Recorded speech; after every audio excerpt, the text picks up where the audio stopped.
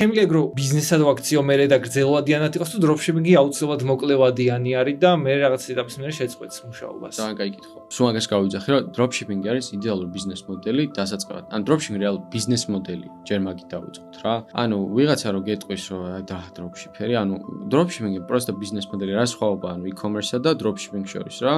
e-commerce შემთხვევაში უფრო დიდი რისკი გაქვს რომ უნდა იყიდო დიდი მარაგის პროდუქცია 1000-ობით. შეიძლება 1000 არ იყოს, 100-ობით. 100 იყოს თუ გინდა, ხო? 100 ცალი რაღაც უნდა იყიდო, უნდა გამოაგზავნო, ჩამოიტანო, დაასაწყობო, ბევრი რისკები გაქვს რა და მე შეიძლება პროცესში აღმოაჩინო, რეკლამა გავუშვა და თურმე ვაფშე არ გიყიდება რა და ეს 100 ცალი შეგრჩეს ესე რა.